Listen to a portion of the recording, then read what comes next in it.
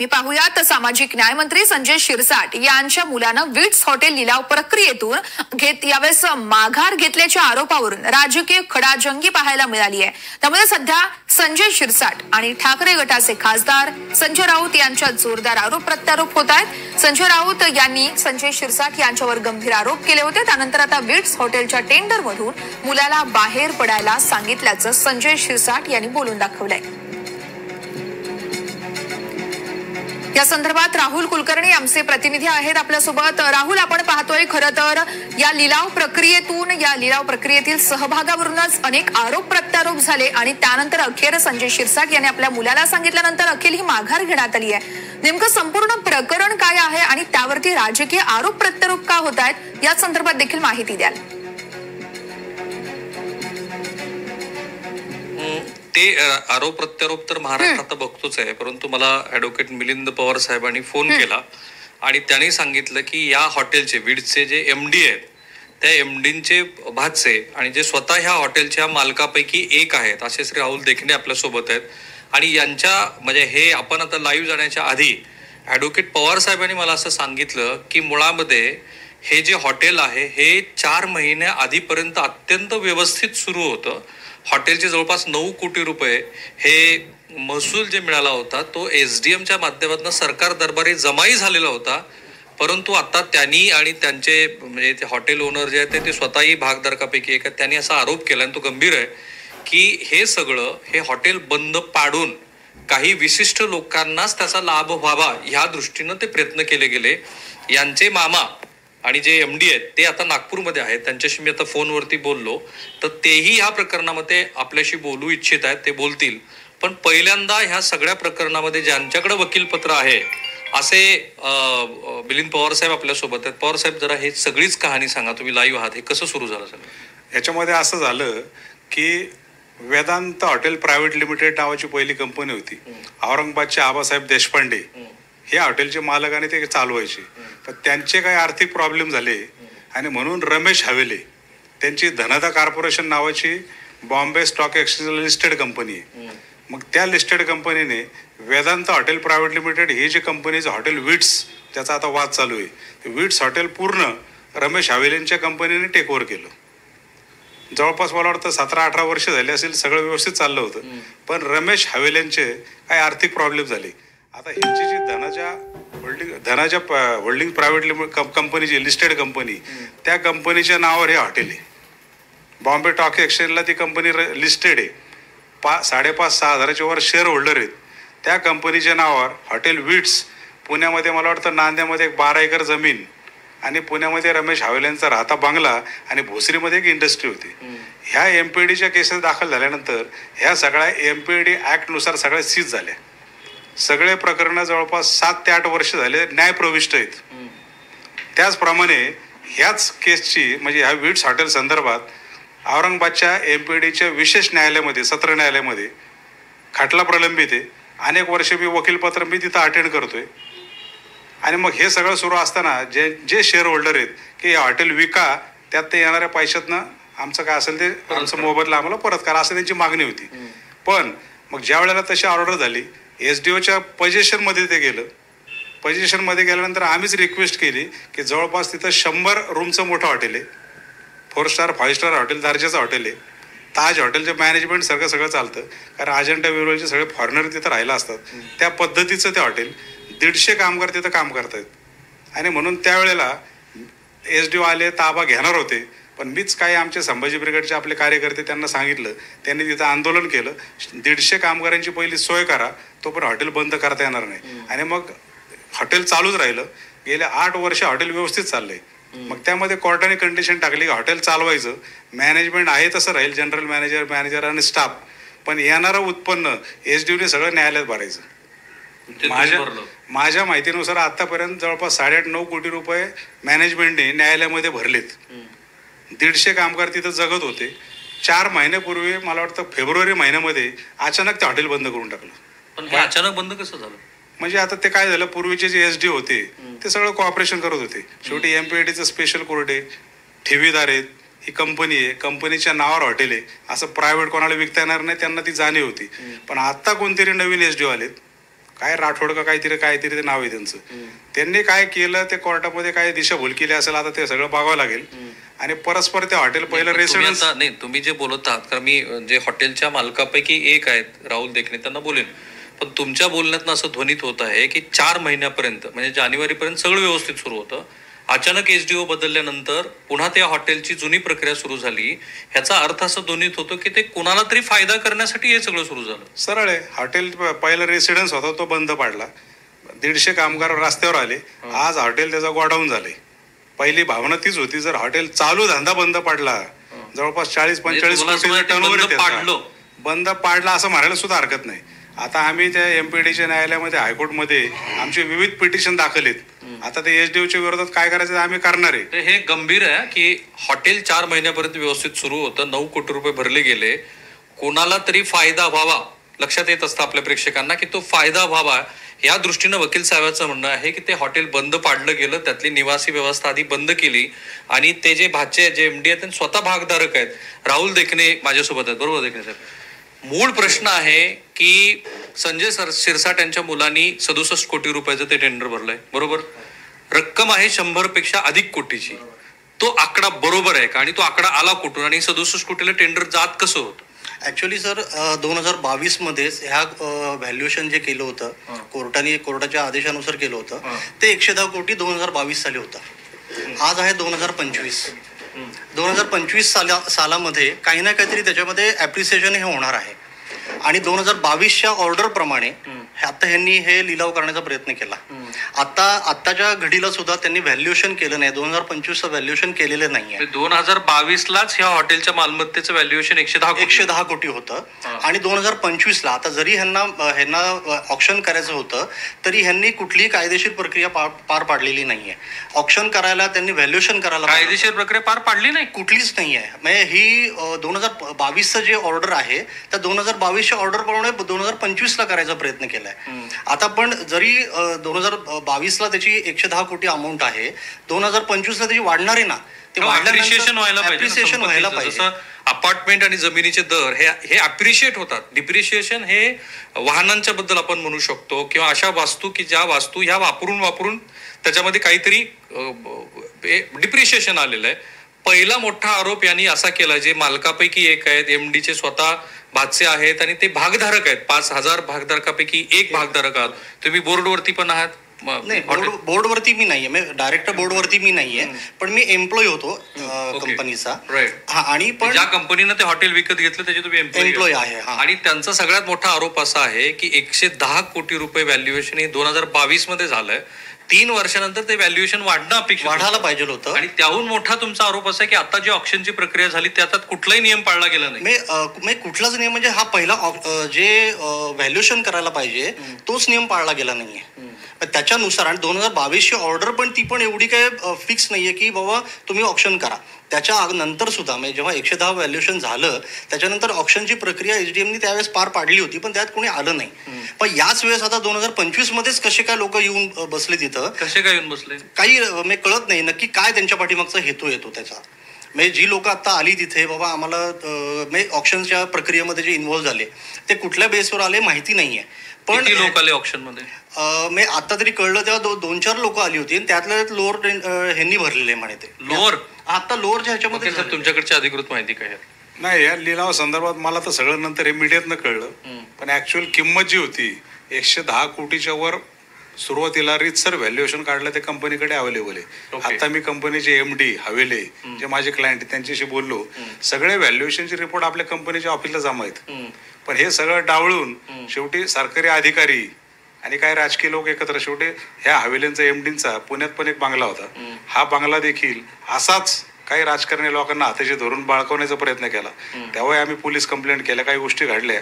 ते राजकारण्यांचे आता पुण्यातलेच आहेत, नाव घ्यायचं काही कारण नाही, पण ते व्हिडिओ आजही आमच्याकडे. सत्ताधारी पक्षाशी निगडीत आहेत का? आता सत्ताधारी पक्षाचे पुण्यातले आहेत. संजय शिरसाट यांच्या पक्षाशी निगडीत आहेत का? नाही, ते नाही, ते पक्ष वेगळा आहे. तो पक्ष वेगळा आहे.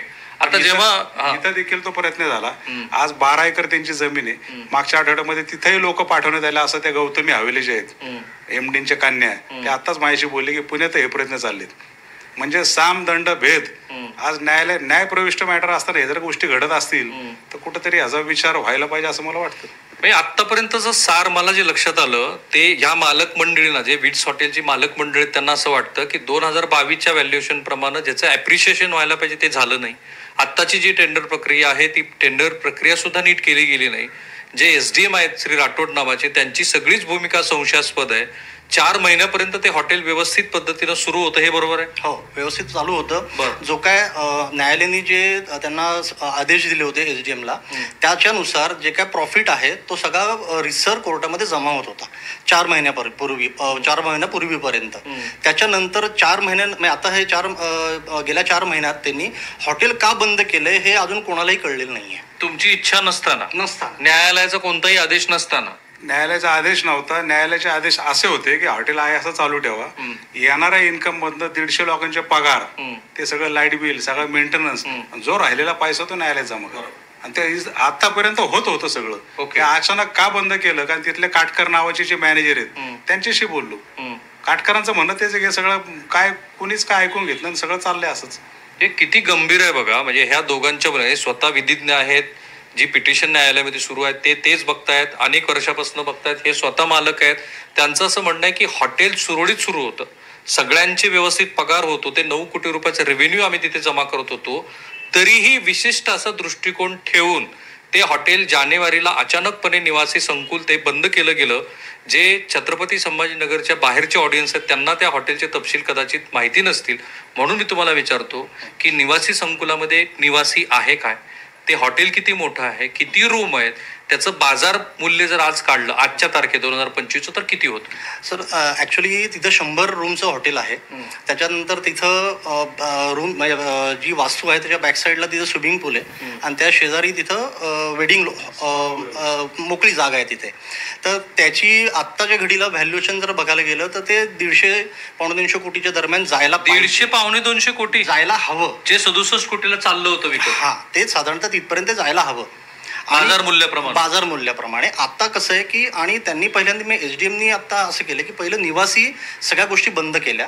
त्यांनी फक्त स्विमिंग पूल, स्पा आणि जिम एवढंच चालू ठेवलं. त्याच्यानंतर मग हेच जर पूर्णच बंद करायचं होतं मग सगळंच बंद करायचं होतं, निवासी का बंद केलं. आणि पूर्ण तिथं जे काय रूम्स होत्या ते सगळ्या पूर्ण हे होत्या, म्हणजे बुकिंग झालेलं होतं सगळ्यांचं. शेवटी हॉटेल मॅनेजमेंटला काही बुकिंग कॅन्सल करावे लागले कारण यांनी ग्राहक इतके जास्त होते. हो, ग्राहक होतेच ना तिथे. हॉटेल फुल फ्लेज सुरू होतं, ग्राहक मोठ्या संख्येने येत होते, 5 स्टार दर्जाची तिथे सेवा मिळत होती, असं हे मालकापैकी एक असलेले सांगतायत. आणि जाणीवपूर्वक पुन्हा एकदा की राठोड यांची जी भूमिका आहे ती आता यांच्या मते खूप संशयास्पद आहे, कारण ते अचानकच बंद केलं गेलं. आधी निवासी बंद केलं तेव्हा बुकिंग पूर्ण सुरू होतं. फक्त काय आलं की ज्यांच्या नंतर ह्यांनी जेव्हा बंद केलं त्याच्यानंतरचे बुकिंग आम्हाला कॅन्सल करावं लागेल. बंद केल्यानंतर ते बंद मॅनेजमेंटला कॅन्सल करावं लागले आणि फक्त एक तोंड देखल्यापुरतं त्यांनी फक्त स्विमिंग आणि स्पा आणि जिम चालू ठेवलं होतं. तिथं कोणीच येत नाही. हार्डली महिन्यातनं 10-15 लोक जास्तीत जास्त तिथे येत असतील, किंवा उन्हाळ्याच्या ह्याच्यामध्ये स्विमिंगसाठी बॅचेस चालू होत्या म्हणून ते लोक येत असतील. पण मोस्टली जे काय रूम्स ज्या होत्या 100 रूम्स ह्या ऑक्युपाय होत्या आणि दररोज त्यांच्यातनं त्यांचं रोटेशन हे चालूच होतं. असं कधीच रोजचं साधारणपणे ऑन अन ॲव्हरेज एका रूमचं पीक आवर मध्ये, पीक काळातलं नॉर्मल रेंज मधलं भाडं किती होतं आणि मंथली साधारणतः रेव्हेन्यू तुम्हाला किती येत होता? कारण तेही प्रेक्षकांना साधारणतः एका रूमचं जर आपण पाहायला गेलं तर 5,000 रुपये दिवसाचं त्यांचं रेंट आहे आणि त्याचा 100 रूम्स आहेत तशा, आणि प्रत्येक रूम ही ऑक्युपाय होत होती. आणि ऑक्युपाय होत असल्यामुळे तुम्हीच अंदाज बांधा की महिन्याचं किती गणित बसणार आहे ते. ओके, कधीही डिफॉल्ट झालं नाही. वकील साहेब, मला हा प्रश्न विचारायचा आहे, काही आता राठोडकडनं हे कदाचित येऊ शकतं की मी हे का केलं, कारण तुम्ही कोर्टाने घालून दिलेले जे नियम होते, अटी होत्या, त्याचं पालन केलं नाही. हे पालन कधी नसतं झालं ज्या वेळेला रेव्हेन्यू कोर्टाने सांगितलेला होता त्याची पूर्तता होत नव्हती. जानेवारीला जेव्हा ही निवासी संकुलं काय जे असतील ती बंद केली, त्याच्या आधी कधी कोर्टाने असं म्हटलं होतं का की तुम्ही ज्या अटी घालून दिलेल्या त्याची पूर्तता करत नाहीत? SDMला ते अधिकार नाहीत ना, कोर्ट बघत होतं. नाही, रितसर सगळं हॉटेल व्यवस्थित चालू होतं, 150 लोक जगत होते, कंपनीचे शेअर होल्डर आहेत, भविष्यात त्यांचं सेटलमेंट झालं की त्यांना काय 2 पैसे मिळणार होते का मिळतील. पण हे अचानकपणे चालू हॉटेल, त्याचं लाईट बिल भरलं जात डिफॉल्ट झालेलं नाहीये. ते स्विमिंग टँक, तिथला स्पा, तिथे बाकीचे वेंडर प्रत्येकाला कॉन्ट्रॅक्ट दिलेले असतात. एका झटक्यात सगळे ते बंद झाले आणि जवळपास 100 रूममध्ये जे काही कस्टमर येत होते ते 100 रूम सगळं हॉटेलच बंद केल्यामुळे लोकांची गैरसोय झाली. म्हणजे अनेक प्रकारचे लॉस या चुकीच्या गोष्टीतनं झालेत असं डायरेक्टर जे आहेत आमचे MD त्यांनी मला सगळं सांगितलंय. राईट. आता मला जरा थोडंसं ह्या टप्प्यावरती जेव्हा देखणे बोलतायत तर आता मला त्यांच्याकडनं काही थेट गोष्टीची उत्तर हवी आहेत. हे सगळं होत असताना राज्य मंत्रिमंडळातला एक मंत्री पुढे येतून त्यांच्या मुलाच्या नावावरती ते टेंडर भरलं जातं. ते स्वतः असं म्हणतात, कारण हे विधान परिषदेच्या विरोधी पक्ष नेत्यांनी महाराष्ट्राला सांगितलं सुरुवातीला, त्यांच्याकडे ती कागदपत्र पोहोचली असेल. तुम्ही तर नाहीत ना पोहोचवली? नाही. तुम्ही नाही पोहोचवली. आता आरोप असा केला जातो आहे की संजय शिरसाट हे मराठी व्यक्ती आहे, ते स्वतःच प्रेस कॉन्फरन्समध्ये आता म्हणाले मराठी मनुष्य पुढे जातो आहे आणि अशा वेळेला कोणीतरी माझ्या व्यवसायाला लात मारली वगैरे असे त्यांनी शब्द वापरले. आता जेव्हा असं म्हटलं जात आहे तेव्हा दुसऱ्या मराठी माणसाचंच, तुम्ही मराठीच आहेत ना, बरोबर ना, तुमचा व्यवसाय बंद पाडला, तुमचं असं मत आहे की तो पडला नाही, तो पाडला गेला. पण ह्याच्या मागे शक्ती कोण होते? आता ऍक्च्युली ह्याच्या पाठीमागची शक्ती माहिती नाही, पण मराठी माणूसच मराठी माणसाला प्रॉब्लेम मध्ये आणतोय असं दिसतंय थोडक्यात. कारण फुलफ्लेश चाललेलं हॉटेल जर बंद पाडायचं, ठीक आहे, जर आता न्यायालयीन प्रक्रिया तिथे सगळ्या गोष्टी चालू आहेत, पण तिथला स्टाफ जो आहे त्या स्टाफच्या उदरनिर्वाहाची जबाबदारी, तो स्टाफ तरी मराठीच आहे ना, सगळे तुम्ही मराठी, तो स्टाफ मराठी, उद्योग करणारे मराठी, संभाजी ब्रिगेडच्या कार्यकर्त्यांनी आंदोलन केलं तेही मराठी. पण ते म्हणतात की मराठी माणूस पुढे जात असताना त्याच्यावरती केली, मग तीच शक्ती आहे का त्याच्या मागे? शिरसाट साहेब कुठल्या अँगलनी बोललेत मला माहिती नाही, पण इथं आता हे तरी दिसतंय की मराठी माणूसच मराठी माणसाला प्रॉब्लेम मध्ये आणतोय. असं करायची ऍक्च्युली तसं गरज नाहीये. कदाचित मंत्री महोदयांचा गैरसमज झाला असेल की तिथं कोणीतरी UP बिहारी मल्होत्रा दालमिया असं कोणीतरी चालवत असेल आणि त्यांच्याकडनं मी घेऊन मराठी माणूस फार मोठं काहीतरी पुढे जातोय, कार्य करतो असं त्यांची भावना झाली. पण टेंडर भरताना तर त्यांना सगळीच माहिती असेल ना की ही कंपनी कोणाची. तुम्ही तर असं म्हणाल की आता ती बॉम्बे स्टॉक एक्सचेंजला लिस्टेड असलेली कंपनी, लिस्टेड कंपनी आहे. सगळे मराठी आपले पुण्यातले लोक आहेत. पुण्यातले काही लोक एकत्र येऊन यांनी स्थापन केलेली ती कंपनी आहे. शेअर होल्डरही आपले मराठीच आहेत. त्यामध्ये परप्रांतीय किंवा बाहेरच्या देशातला असं कुठलाच माणूस नाही. त्यामुळे आता ते संजय शिरसाट कुठल्या अँगलने बोलले मराठी माणूस, त्यांचं काही राजकीय त्यामध्ये असेल तर ते आम्हाला माहित नाही. ठीक आहे, पण मला हाच तुम्हाला प्रश्न विचारायचा, कदाचित वकील साहेबांकडनं नाही, मला तुमच्याकडनं त्या प्रश्नाचं उत्तर अपेक्षित आहे. हे जर जाणीवपूर्वक बंद पाडलं गेलं असेल तर त्या अज्ञात शक्ती कोण? आता अज्ञात शक्तींचं मी नाही सांगू शकत, पण मला एवढंच म्हणायचं आहे की जे काय चाललेलं आहे हे वेगळ्या अँगलनी चाललेलं आहे, वेगळ्या अँगलनी सुरू आहे. आता त्याच्यात खुलासा अजून आम्ही त्या खोलातमध्ये मी आणि पवार सर अजून गेलो नाही आहे, पण एवढं एक तर नक्की आहे की चालवणार म्हणजे हॉटेल व्यक्तीचं जो आहे तो मराठी आहे. चालवणारं विठ्ठल कामत विट्स ते मराठी आहे. विठ्ठल कामत चालवतात हे हॉटेल विठ्ठल कामत चालवत आहेत, मॅनेजमेंट त्यांच्याकडे आहे. आता ही एक नवीनच माहिती आली माझ्याकडे की हे विठ्ठल कामतांकडनं चालू होतं. हे विठ्ठल कामत चालवत आहे. विट्स हा ब्रँड जो आहे तो त्यांचाच आहे आणि गेले 15 ते 20 वर्ष हे हॉटेल व्यवस्थित फुलफ्लेश विठ्ठल कामतच चालवत आहे. कधीही डिफॉल्ट झालं कधीच नाही झालेलं. इव्हन आता सुद्धा जेव्हा माननीय कोर्टाने संभाजीनगरच्या जिल्हा सत्र न्यायालयाने जे निर्देश दिलेले होते SDMला, त्याप्रमाणे सगळ्या गोष्टी अगोदरचे SDM जे आहेत ते व्यवस्थित सगळं फुलफिल करत होते. कुठेही तिथं माननीय न्यायालयाला कुठे प्रॉब्लेम आला नव्हता, ना स्टाफला प्रॉब्लेम आला होता, ना वेंडर्सला प्रॉब्लेम आला होता, कुठेही प्रॉब्लेम आला नव्हता. तर आमच्या मनामध्ये हाच प्रश्न आलाय की हे हॉटेल 4 महिन्यापूर्वी बंद का केलं? किती गंभीर आहे म्हणजे हे सगळं प्रकरण. यांच्या सांगण्यावरून जो महाराष्ट्रातला प्रेक्षक आता बघतो आहे, तर लिटिगेशन झाल्या, आर्थिकदृष्ट्या संस्था अडचणीत आली, प्रकरण कोर्टात गेलं, कोर्टाने काही अटी आणि शर्ती टाकल्या, त्या अटी आणि शर्तीची पूर्तता करत ते हॉटेल चालू होतं. विठ्ठल कामत चालू होतं ते, म्हणजे ते is one of the best for hotel management. ते चालवत होते, त्यांनी उत्तम पद्धतीने चालवलं. आणि आता वकील साहेब आणि त्यांच्या अशिलाचं म्हणजे स्वतः हॉटेल त्या मालकापैकी एक आहेत, त्यांचं असं मत आहे की हे हॉटेल हे जाणीवपूर्वक बंद पाडलं गेलं आणि ते बंद पाडलं गेल्यानंतर मग ती ऑक्शनची प्रक्रिया झाली. आता वकील साहेब तुमच्यापर्यंत तरी ते 4 कोण बिडर्स होते त्यांची नावं कळलीत का? एक तर श्री संजय शिरसाट यांचे चिरंजीव आहेतच. नाही, नावं तर तसं काही नावं कळले, त्यांनी भरलेल्या टेंडरच्या रकमा त्याही नावं कळले नाहीत, रकमाही कळलेल्या नाहीत. पण जेव्हा त्या लिलावाच्या कोर्टात ऑर्डर निघाल्या त्या प्रत्येक गोष्टीला मी ऍज अ लॉयर म्हणून मी त्याला विटनेस आहे. ओके. अनेक वर्ष आता जे MD जे आहेत आमच्या हवेली त्यांच्याशी चर्चा झाली. अनेक लोकांचा डोळा पूर्वीपासून तिथं होता. काय सांग? कारण हे प्राईम लोकेशनचं हॉटेल आहे, रेल्वे स्टेशनला लागून आहे, मला वाटतं 1-1.5-2 एकर जमीन, बरीच जमीन पण असावी त्याची. 2 एकर जमीन. किती एकर? 2 एकर आहे. तिथे रेल्वे स्टेशनला लगत असलेली 2 एकर जमीन 2 आहे? एकर जमीन आहे. मग त्या एकट्या जमिनीचं मूल्यांकन किती होतं? त्या जमिनीचं मूल्यांकन आता तसं बघायला गेलं तर 50 ते 100 कोटीच्या दरम्यान ते राहील. फक्त जमिनीचं मूल्यांकन. फक्त जमीन. आणि कोर्टानी ह्या सगळ्या याच्यामध्ये वसुलीसाठी जी संपत्ती कॉन्फिस्केट केलेली आहे, स्वतःकडे घेतलेली आहे, ती काय काय आहे? पूर्ण हॉटेल, सगळं पूर्ण हॉटेलचं मॅनेजमेंट.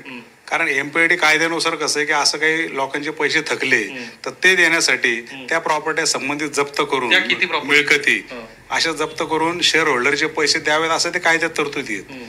मग ते कोर्टाच्या डायरेक्शननुसार त्याचा लिलाव करून विकून त्यात येणारे पैसे डिस्ट्रीब्यूट करण्याचा पूर्ण अधिकार कोर्टाचा आहे. पण ती किती संपत्ती आहे? म्हणजे ज्या 67 कोटीला हा व्यवहार झाला त्यात फक्त म्हणजे होणार होता जो आता रद्द झाल्यासारखा दिसतो. आता तर स्टेटस काय आहे त्या व्यवहारात? नाही, अजून तरी काही कळलं नाही. फक्त शिरसाट साहेब विड्रॉल होत आहेत. हा, शिरसाट साहेब नेक्स्ट बिडरची अमाऊंट किती आहे? नाही, आता ती प्रक्रिया पुढे होईल का नाही ही पण शंकाच आहे. कारण ऑलरेडी आता एक जण विड्रॉ झाल्यानंतर बाकीचे लोक किती बिडर येते ह्याच्यामध्ये येतील. ठीक आहे. आता जरा थोडंसं तपशिलात सांगा की एकूण संपत्ती जी कॉन्फिस्केट केलेली आहे, जी कोर्टाने ताब्यात घेतली आहे, ती किती आहे, कुठे आहे, त्याचं बाजार मूल्य किती आहे? ही संभाजीनगरमध्ये जी वेदांत नगर म्हणून आहे तिथं, वेदांत नगरमध्ये हे विट्स हॉटेल आहे. साधारणतः ते 2 एकराच्या दरम्यान ते हॉटेल आहे. आणि त्या हॉटेलचं आत्ताचं जर आपण बाजार मूल्यांकन जर विचार केला तर त्याचं मूल्यांकन साधारणतः 250 कोटीपर्यंत जायला पाहिजे. 200 कोटी? हा, पूर्ण हॉटेल 67 कोटीला घ्यायला निघाले होते ते साधारणतः तेवढ्यापर्यंत जायला पाहिजे. ओके. आणि बाकीचं ते सोडून का फक्त तेवढंच फक्त आता हॉटेल आहे तेवढं. आणि ते जे 2 एकरामधली जी प्रिमायसिस आहे ती वास्तू आणि बाकीचे लॉन वगैरे असेल किंवा हे असेल आपलं स्विमिंग टँक असेल तर साधारणतः 250 कोटीपर्यंत त्याचं आता बाजार मूल्यांकन जायला पाहिजे. बघा, आता जर आपले काही प्रश्न असतील तर मी ह्या प्रश्न त्यांना विचारेन, पण मला आता ह्या दोघांच्या बोलण्यातनं अनेक गोष्टीचे खुलासे झाले. पहिल्यांदा त्या हॉटेलचे कुणीतरी मालक किंवा ज्यांनी हे सगळं प्रकरण न्यायालयीन प्रक्रियेमधनं आतापर्यंत पुढं नेत आणलंय, ते दोघंही आपल्याशी बोलतायत. आणखी काही प्रश्न असतील तर आपण त्यांना विचारूया. पण असं दिसत आहे की श्री संजय शिरसाट यांच्या मुलांनी जे 67 कोटी रुपयाचं टेंडर भरलं होतं त्या सगळ्याच प्रक्रियेवरती ह्या दोघांचा आक्षेप आहे. आधी तर ते हॉटेल बंद केलं गेलं, नंतर ज्याची 250 कोटी रुपयापर्यंतची बाजार मूल्य असलेली गोष्ट आहे, जी 2022ला 110 कोटी ज्याचं मूल्य केलेलं आहे, तर आता ते मूल्य कमी आणून म्हणजे अर्ध्यालाच किमतीला आणून तो व्यवहार करण्याचा प्रयत्न सुरू होता. हे सगळे मराठी आहेत, महाराष्ट्रीयन आहेत. आणि अशा असलेल्या महाराष्ट्रीयन माणसाचा कुणीतरी अज्ञात शक्तीने ते हॉटेल बंद पाडून, कोर्टाची कोणतीही ऑर्डर नसताना आदिनिवासी संकुल बंद करून अशा पद्धतीनं हे सगळे व्यवहार, एक संशयास्पद पद्धतीचा व्यवहार ह्या दोघांच्या म्हणण्यानुसार होताना दिसतोय. आपले काही प्रश्न असतील तर मी आणखी त्यांना विचारेन. निश्चितच राहुल, त्यामुळे आता पुढे आणखी काय काय घडतंय ते बघणं अतिशय महत्वाचं आहे. कुठेतरी नियमांचं उल्लंघन केल्याचं आपल्या या सगळ्या मुलाखतीतून समोर आलंय. सगळे अपडेट तुमच्याकडून या संदर्भातले सातत्यानं घेत राहणार आहोत. तुर्तास धन्यवाद आपण दिलेल्या या सविस्तर माहितीसाठी.